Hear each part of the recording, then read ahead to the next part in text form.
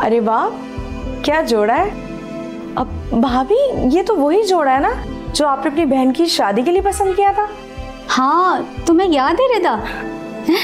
ये मैंने नाजिश के लिए निकाला है, उसे सरप्राइज दूंगी। नाजिश भाभी के लिए? अब अल्लाह भाभी, आपका दिल कितना बड़ा है ना, आपकी सारी अच्छी और कीमती चीजें हमेशा उन्हें मिल जाती हैं। अरे वो मेरी देवरानी ही नहीं, छोटी बहन है और मेरी हर चीज पे उसका हक है। काश वो भी आपके बारे में ऐसा ही सोचती। क्या मतलब? वो मेरी बहुत इज्जत करती है, तुम्हें कोई गलतफहमी हुई है।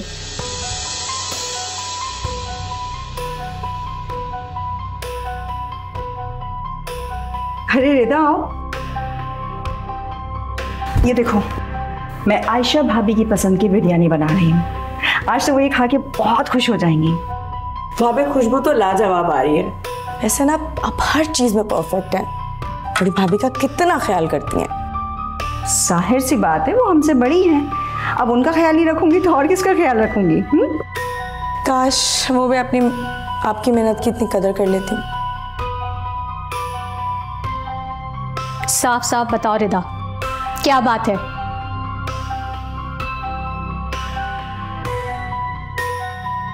भाभी आप बहुत भोली हैं।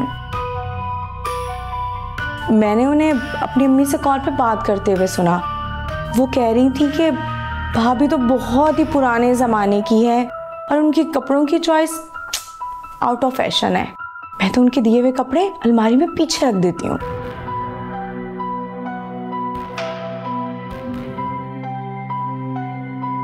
Out of fashion? भाभी मैं कहना तो नहीं चाह रही हूँ, लेकिन वो अपनी एक सहेली से फ़ोन पे कह रही थी कि जाहिद की पैदाइश के बाद अब बहुत लापरवाह हो गई हैं और अब पहले वाला आपके हाथ में जायका भी नहीं रहा। लापरवाह? नहीं रिदा, ये झूठ है। वो तो मेरी पसंद की बहुत कदर करती है। मैं जरूर कुछ गलत सुना होगा। नाजिश ऐसी लड़की नहीं है। वो तो ये भी कह रही थी कि भाभी ने ना इस घर में अपना हुक्मराज कायम कर रखा है। उनकी इजाज़त के बगैर तो एक पत्ता भी नहीं हिलता।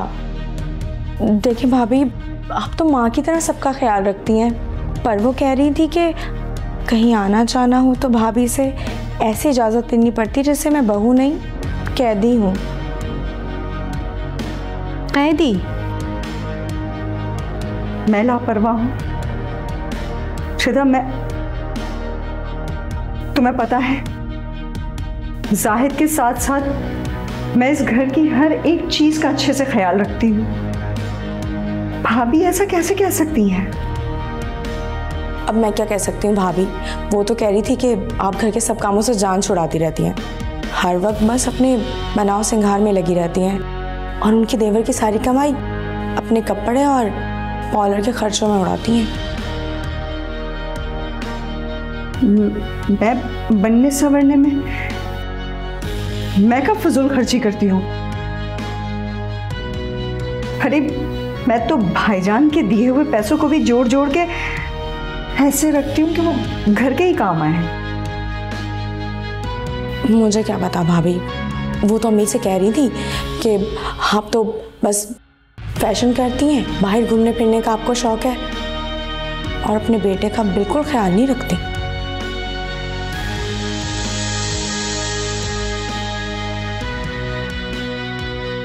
नहीं रिदा, वो ऐसा नहीं कह सकती। हो सकता है कि मेरी कोई बात उसको बुरी लगी हो और वो नाराज हो गई हो और गुस्से में उसके मुंह से निकल गया हो। मैं उसकी रग रग से वाकिफ हूँ। अरे भाभी, इसी बात का तो दुख है। आप जिनका दावा कर रही हैं कि आप उन्हें रग रग से जानती हैं, पीठ पीछे आपकी मोहब्बत का क्या सिला देते हैं। और गुस्से में तो इंसान एक दफा कहता है ना, वो तो आए दिन अपनी अम्मी को आपके खिलाफ भड़काती रहती हैं।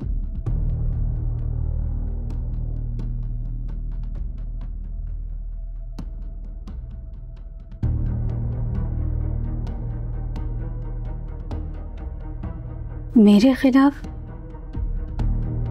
क्या कहती है वो?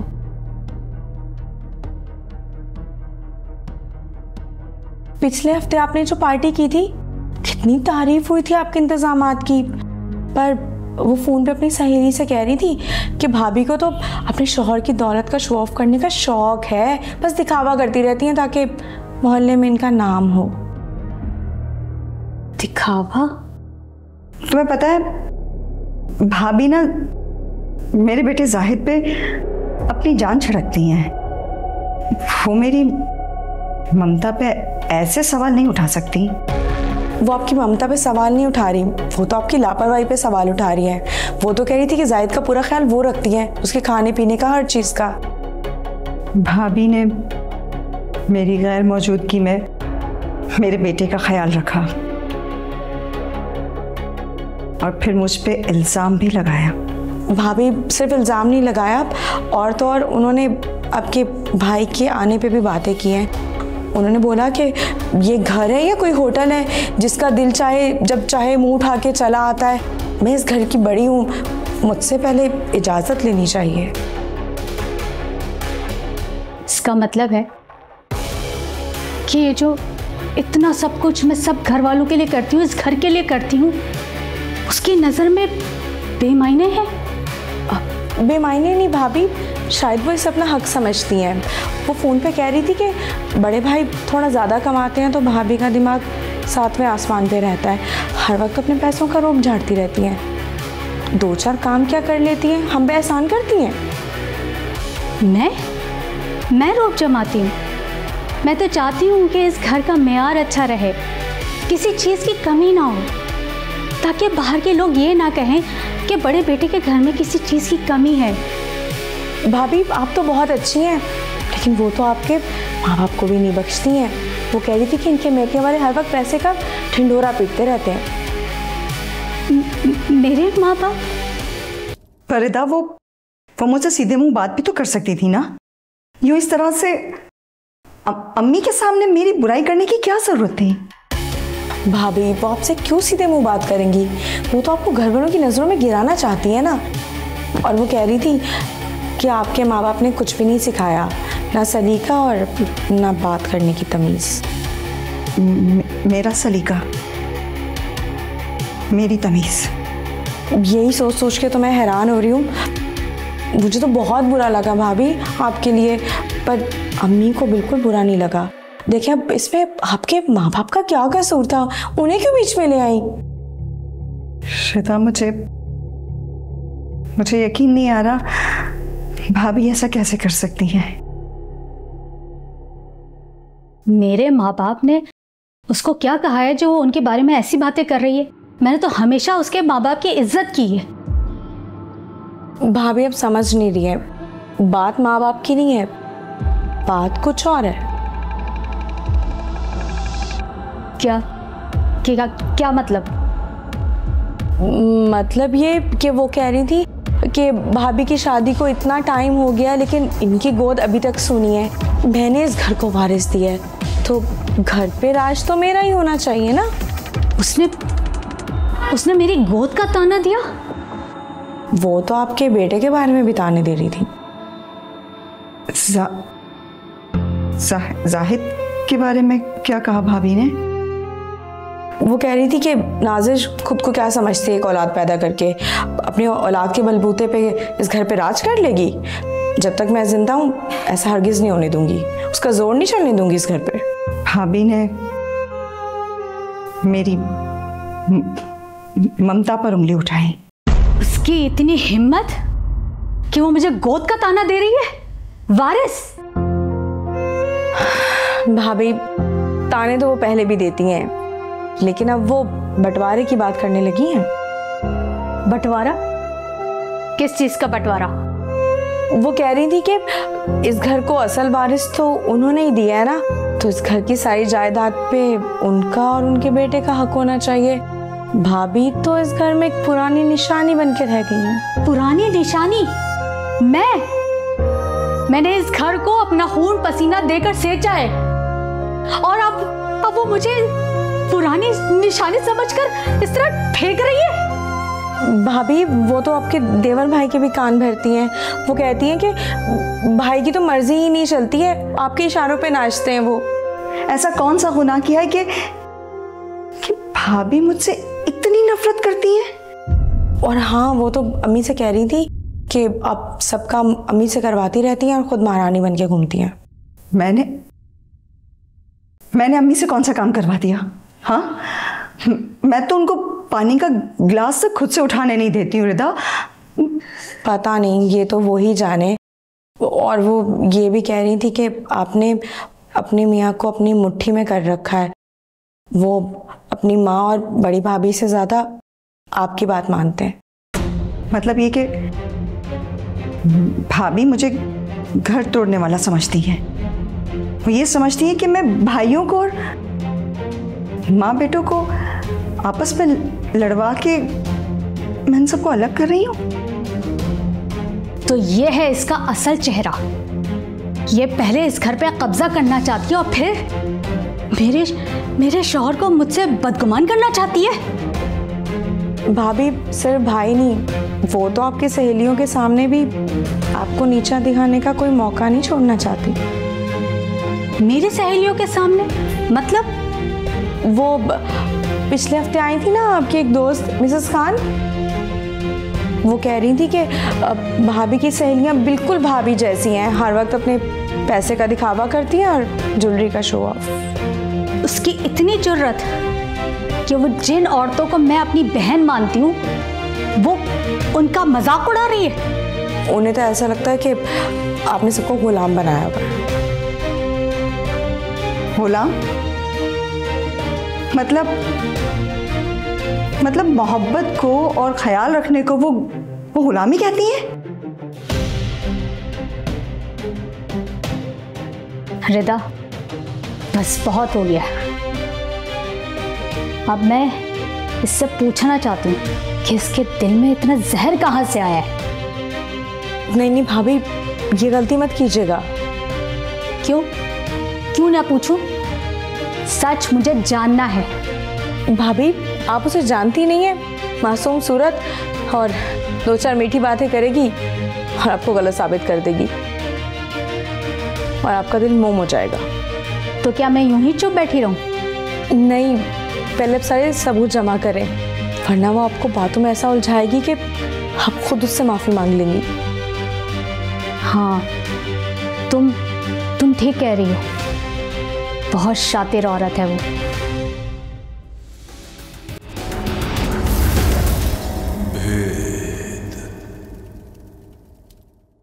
श्रद्धा, मैंने तो हमेशा उनकी ख्वाहिशों का एहतराम किया, उनका हर हुक्म माना, फिर भी मैं बुरी हूं? मैं? भाभी, आप उनकी नफरत की वजह नहीं समझ पा रही हैं। वो आपसे नफरत नहीं करती हैं, बस आपकी किस्मत से जलती हैं। मेरी किस्मत से? क्या मतलब मेरी किस्मत से? अब देखिए ना, अब आपको इतना प्यार करने वाला शौहर मिला, इतना प्यारा बेटा मिला, और सास भी आपसे इतना प्यार करती हैं, तो उन्होंने इस घर के लिए इतना सब किया, पर आज वो बहुत अकेली हैं। अकेली? मतलब अकेली कैसी हैं वो? मैंने हमेशा उनको अपना बड़ा समझा, अपनी दोस्त समझा है। उनको मैंने आज तक अकेला नहीं छोड़ा है। अब ये तो वही जाने, वो तो आपकी हर खुशी से जलती है। आप गई थी ना अपनी सहेली की शादी में गोल्ड का सेट पहनकर, उस पर वो कह रही थी कि देखो शौहर के पैसे कैसे लुटा रही है, इससे तो अच्छा होता घर की कोई चीज ले लेती, घर पे काम आ जाती। वो हार तो मुझे मेरे भाई ने दिया था, और इस पे तो भाईजान ने भी कहा था कि ओह अच्छा, वो हार आपके भाई ने दिया था। फिर तो भाभी ने बिल्कुल ही गलत समझा। पता है, वो ना आपके शौहर की कमाई पे भी नजर रखती हैं। क्या मतलब? वो कह रही थी कि नाजिश का शौहर अंधाधुंध पैसे लुटाता है, अपने बड़े भाई का ख्याल भी नहीं करता, जिस पर घर की सारी जिम्मेदारी है। मतलब अब वो भाइयों में तफरीक पैदा कर रही हैं। वो क्या समझती है कि मैं बेवकूफ हूं, किसी चीज को नहीं समझती? नहीं भाभी, ऐसी बात नहीं है, वो बहुत शातिर है। तो सबके सामने आपकी तारीफों के पुल बांधती है और पीठ पीछे आपकी जड़ें काटती है। सबके सामने मेरी तारीफ और पीठ पीछे? भाभी यही तो उसका तरीका है। वो तो अम्मी जी से भी कह रही थी कि अम्मी जी बड़ी भाभी को इतनी जिम्मेदारियां ना दे, उम्र के साथ साथ अब वो चीजें भूलने लगी हैं, कहीं घर का कोई नुकसान ही ना कर दे। मैं चीजें भूलने लगी हूं? ये उसने अम्मी जी को कहा है? वो मेरी सास जिसे मैंने अपनी माँ का दर्जा दिया है, उसके सामने वो मुझे कमजोर और नाकारा साबित करने पे तुली हुई है। रिदा, मेरा शौहर अपने भाइयों पे जान छिड़कता है और भाभी ये समझती है कि मैं उनको आपस में अलग कर रही हूँ।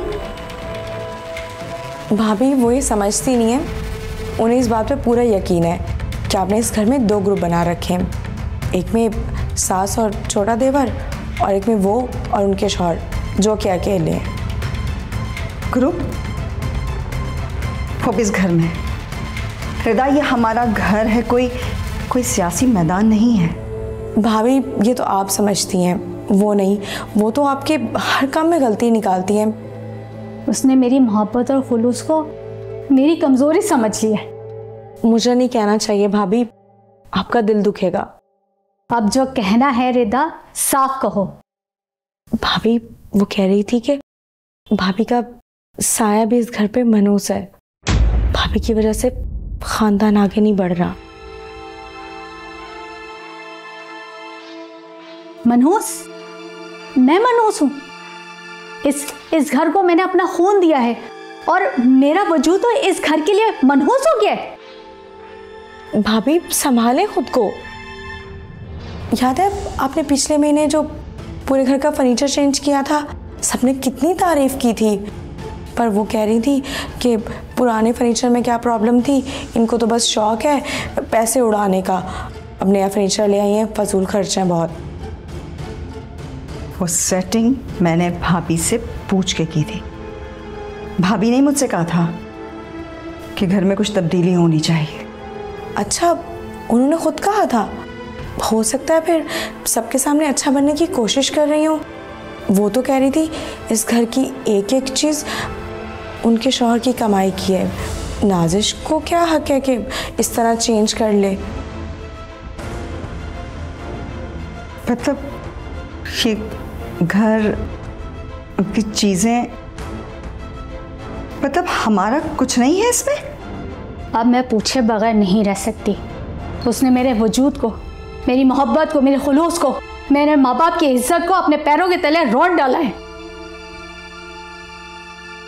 भाभी और तो और उसने आपकी इज्जत का भी जनाजा निकाल दिया।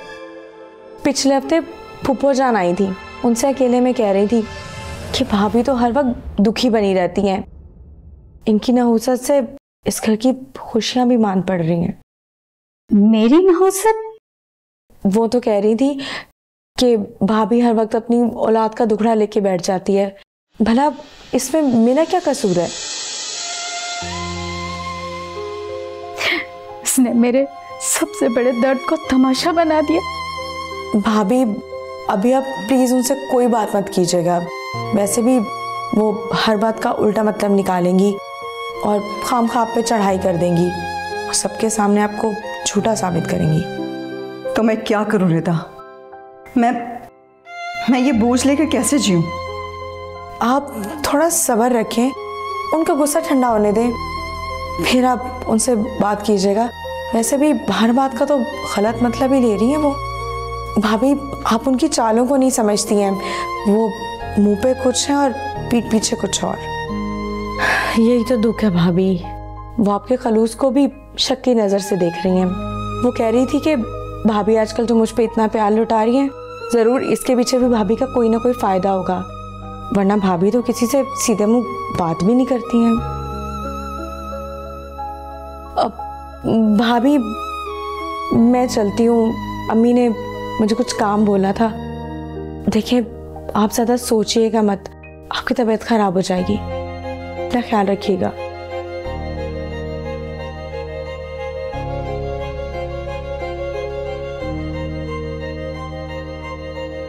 मेरा खुलूस मतलब मैं उसके लिए मतलब परस्त हूँ। वो लड़की जिसे मैंने अपनी छोटी बहन समझा, उसने मेरी मोहब्बत को, मेरे दर्द को, मेरी हर बात को अपनी साजिशों के लिए इस्तेमाल किया। नहीं, अब बस आज मैं इससे हर बात का जवाब लूंगी। आज इस घर में या वो रहेगी या मैं।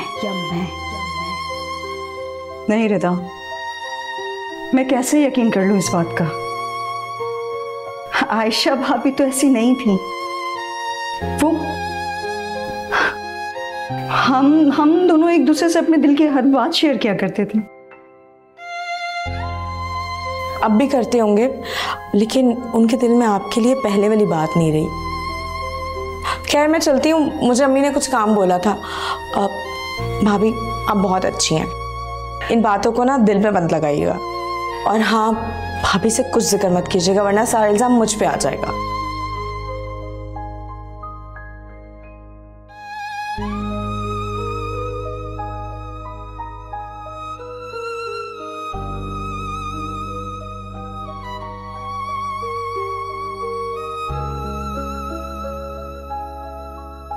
भाभी मेरे बारे में ऐसा सोचती है कि मैं घर तोड़ रही हूँ, उनकी चीजों पे कब्जा करना चाहती हूँ, उनकी ममता का मजाक उड़ाती हूँ। नहीं, ये नहीं हो सकता। वो गुस्से की तेज हैं पर दिल की बुरी नहीं है। जरूर कोई बहुत बड़ी गलतफहमी हुई है। कोई बात है जो उनके दिल को लगी है। मुझे उनसे बैठकर आराम से बात करनी होगी।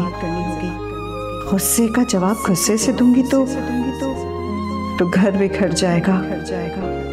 मुझे अपना घर जोड़ कर रखना है।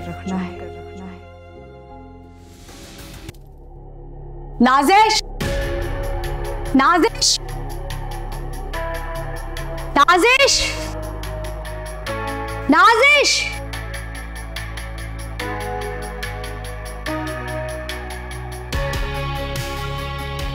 जी भाभी, बुलवाया आपने? बुलाया नहीं, हिसाब लेने के लिए पुकारा है। तुम मेरे पीठ पीछे मेरी बुराइयां करती फिर रही हो, एक ही घर में रह के जड़ें तराश रही हो। जड़ें तराश रही हूँ मतलब भाभी? अपने शौहर को मेरी कमाई पे पल्ले वाला कहती हो, मेरे माँ बाप को अमीरी का ताना देती हो, मेरी मोहब्बत को मतलब और खुलूस को दिखावा कहती हो। बोलो भाभी, मैंने ऐसा कब कहा? बस ये दिखावा करने की जरूरत नहीं है, ड्रामेबाजियां बंद कर दो। और ये बताओ, तुमने ये नहीं कहा कि मैं बुढ़ी हो चुकी हूँ, मुझे कुछ याद नहीं रहता, मेरा दिमाग काम नहीं करता? बोलो। भाभी, मैंने ऐसा कुछ नहीं कहा। ऐसा कुछ कहना तो दूर की बात, मैं इस बारे में सोच भी नहीं सकती। बल्कि उल्टा मैंने तो ये सुना है कि आप मेरे बारे में कहती फिर रही हैं कि जाहिद की पैदाइश के बाद मैं लापरवाह हो गई हूँ और मुझे इस घर के कामों से अपनी जान छुड़ानी होती है। क्या क्या ये सब मैंने कहा है? भाभी, आप तो ये कह रही थी ना कि आपके शौहर की कमाई मैं खुद पे लुटाती हूँ। मैंने तो ये भी सुना है आप ये कहती हैं कि मेरे शौहर की कमाई तो सिर्फ और सिर्फ हमारे खर्चों में निकल जाती है और असल बोझ तो आपके शौहर के कंधों पर है। देखो नाज़िश, तुम इस तरीके से ना बात को घुमाओ नहीं। जो सवाल मैंने तुमसे किया है ना, उसका जवाब दो। तुमने क्या कहा है कि मेरा शौहर मेरा गुलाम है? और तुम इस घर का बंटवारा क्यों चाहती हो? बोलो। भाभी, मैंने ऐसा कभी कुछ नहीं कहा, बल्कि आप मेरे शौहर को मेरा गुलाम होने का ताना देती हैं और आप चाहती हैं कि अगर मुझे मेरे शौहर की कमाई पे इतना ही मान है तो मैं अलग घर लेके रहूं। मैं इस घर से निकालूंगी? अरे इस घर को तो मैंने हम सबका घर समझा है। यही बात तो मैं सोच रही हूँ कि जिस घर को मैंने अपना समझा अपनी मोहब्बत से सींचा, तो मैं उस घर का बंटवारा कैसे चाहूंगी भाभी? बस ये जो तुम ड्रामेबाजी कर रही हो ना, ये सब करने की जरूरत नहीं। साफ साफ ये बात बताओ कि तुमने ये कहा है ना कि मैं इस घर में मनहूस हूं। कहो, तुमने कहा है ना? मनहूस? भाभी ये अल्फाज तो मैं अपने दुश्मनों के लिए भी इस्तेमाल नहीं कर सकती, बल्कि उल्टा आप तो मेरी ममता को ताने देती हैं। मतलब आपने ये कितने आराम से कह दिया कि एक बच्चा पैदा करके क्या मैं आसमान से उतरी हूं? झूठ, बल्कि तुमने मेरी बहुत सोने होने का ताना दिया है, इल्जाम लगाया है मुझ पे। भाभी 1 मिनट के लिए आप मेरी बात को जरा समझें। आपको इन सब बातों में कुछ अजीब सा नहीं लग रहा? कुछ अजीब सा नजर नहीं आ रहा, लेकिन मुझे तुम्हारा मक्का और ये झूठा चेहरा नजर आ रहा है। मैं दिखावा करती हूँ? अच्छा, फिर तो आपने ये भी नहीं कहा होगा कि मैं अपने माँ बाप की तरह दिखावा करती हूँ। ये सब बातें तुम्हें किसने बताई? शायद उसी ने जिसने आपकी कुछ बातें मुझ तक पहुंचाई हैं। क्या मतलब है तुम्हारा? साफ साफ बात करो। भाभी बैठे।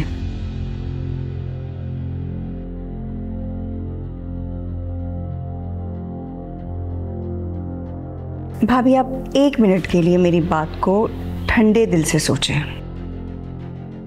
देखें ना, जैसे मेरे खिलाफ आपको कुछ बातें बताई गई हैं, बिल्कुल उसी तरह से आपके खिलाफ कुछ बातें मुझ तक भी पहुंची हैं।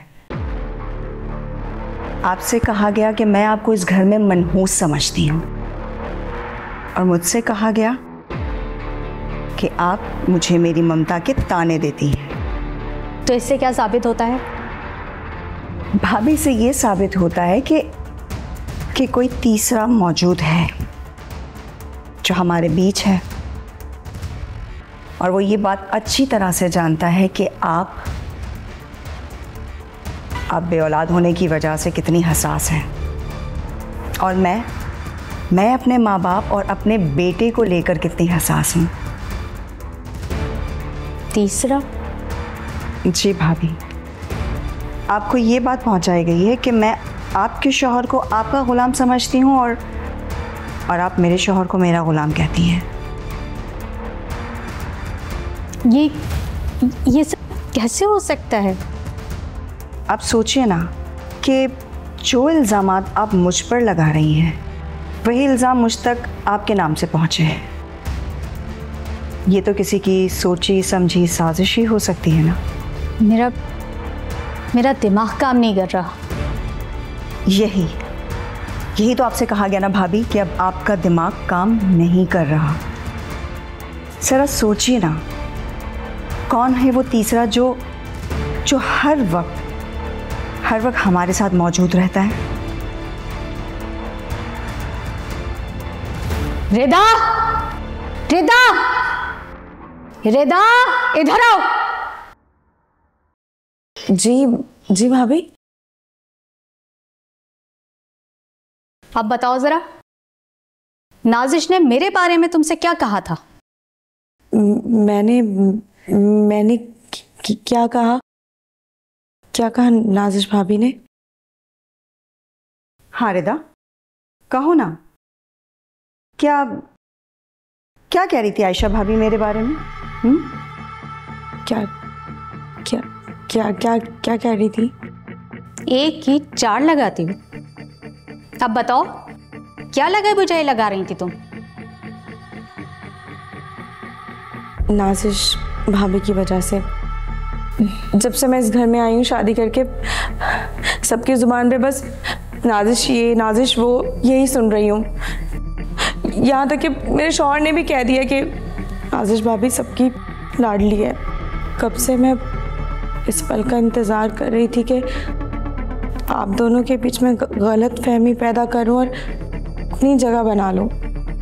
बस इतनी सी बात की तुमने ये सब ड्रामा किया? ये इतनी सी बात नहीं है, मैं आपके साए तले नहीं जी सकती। रिदा, तुमसे किसने कहा कि तुम मेरे साए तले रहो? तुम खुद मुख्तार हो अपनी जिंदगी अपनी मर्जी से जी सकती हो। तुम्हारा दिमाग खराब है, कितनी छोटी सोच है तुम्हारी। अगर हमें पता होता ना तो हम आरिफ से तुम्हारा कभी रिश्ता नहीं करवाते।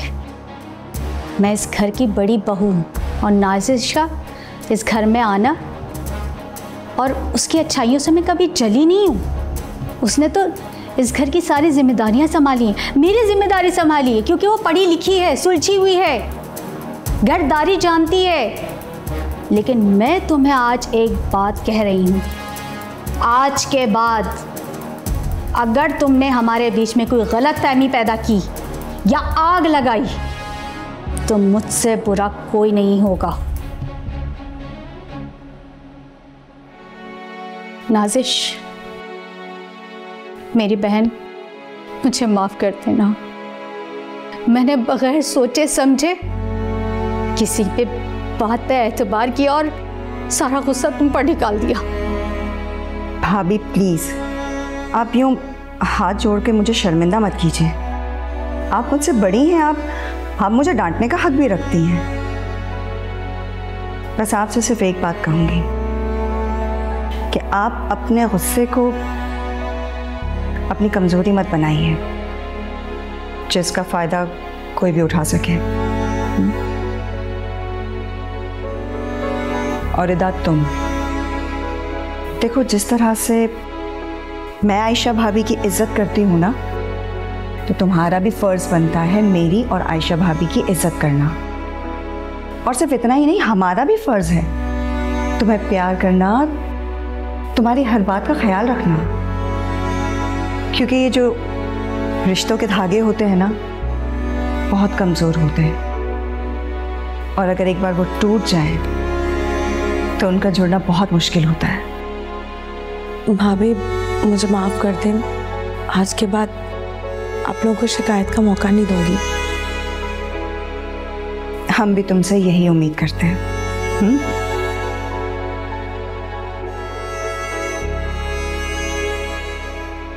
देखें, हसद एक ऐसी रूहानी बीमारी है कि जो शख्स भी इसमें मुब्तला होता है तो वो जो भी उस शख्स से बेहतर होगा तो बस उसके पीछे पड़ जाएगा और एक दुश्मनी वाली कैफियत जो है वो पैदा हो जाती है।